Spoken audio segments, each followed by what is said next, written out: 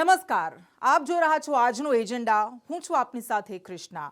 March મહિનો હજુ અડધો જ પૂર્ણ થયો છે. સૂર્યનારાયણે અગનગોળા વરસાવવાનું હજુ શરૂ જ કર્યું હતું ત્યાં અચાનક આબમાં કાળા ડિબાંગ વાદળો ઘેરાવા લાગ્યા. બપોરના સમયે રાત જેવો માહોલ સર્જાવા લાગ્યો અને શરૂ થયું કુદરતનું એવું ચક્ર જેણે આખા ગુજરાતને ચિંતાતુર કરી દીધું. પવનનો પ્રકોપ, વીજળીના કડાકા, તપતી ધરતી પર વહેતા થયા પાણી, રણથી દરિયાકાંઠા સુધી ઉનાળે આફતનો વરસાદ. સૌથી પહેલા આ દ્રશ્યો જુઓ.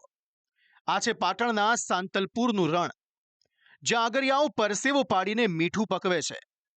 ત્યાં પવને એક એવું તાંડવ મચાવ્યું કે કાચા છાપરા પત્તાના મહેલની જેમ હવામાં ઉડવા લાગ્યા.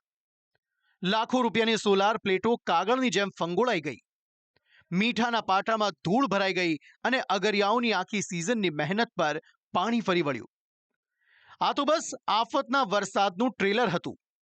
આભમાંથી ગુજરાતની તપતી ધરતી પર વરસેલી આફતનો પહેલો નમૂનો હતો. કેમ કે તબાહીનું આવું તાંડવ ગુજરાતના મોટા ભાગના જિલ્લામાંથી સામે આવ્યું છે.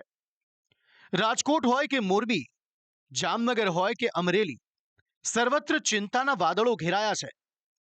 ક્યાંક વીજળીના કડાકા ભડાકા છે તો ક્યાંક બરફના કરાનો માર છે. અમદાવાદ સહિત રાજ્યભરમાં મોસમનો મિજાજ બદલાયો. ઝડપ સાથે ફૂંકાયેલા પવને ધૂળની ડમરીઓ ઉડાડી. ઉનાળાની ગરમી વચ્ચે આવેલું આ માવઠું ઠંડક તો લાવ્યું, પણ સાથે ખેડૂતો માટે પાયમાલીનો પેગામ પણ લઈને આવ્યું. ખેડૂતોએ રાત દિવસ એક કરીને તૈયાર કરેલો પાક ખેતરોમાં લોથપોથ થઈ ગયો છે. ખેડૂત જે પાકને લણવાની તૈયારીમાં હતો, આજે એ જ પાકને પલળતો જોઈને તેની આંતરડી દુભાઈ રહી છે. ઠેર ઠેર વૃક્ષો ધરાશાયી થયા છે. ક્યાંક કાર પર ઝાડ પડ્યા તો ક્યાંક વીજળી ગુલ થઈ ગઈ છે. જોકે દાવો હજુ એવો પણ છે કે હજુ આફત ટળી નથી. હવામાન નિષ્ણાત અંબાલાલ પટેલની આગાહી ફફડાવી દે તેવી છે.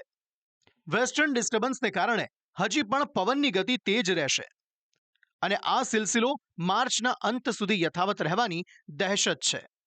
साथ थोड़ा सा रेनफॉल कल भी एक्सपेक्टेड है आइसोलेटेड प्लेसेस में, जिसमें कि बानसकांठा है हमारा, और जो साथ साथ राजस्थान के लगते हुए डिस्ट्रिक्ट्स हैं बानसकांठा के साथ साबरकांठा, अरावली, महिसागर, दाहोद, पंचमहल, इसके साथ कच्छ, और अगर साउथ में देखें तो अमरेली, भावनगर इत्यादि में थोड़ा सा हम आइसोलेटेड रेनफॉल एक्टिविटी एक्सपेक्ट कर सकते हैं. લગભગ 20મી તારીખ સુધીમાં દક્ષિણ ગુજરાતના ભાગોમાં અને બીજા અન્ય ભાગોમાં વરસાદ થવાની શક્યતા રહે. પરંતુ નવાઈની વાત એ છે કે આ વખતે પવનની ગતિ વધારે છે.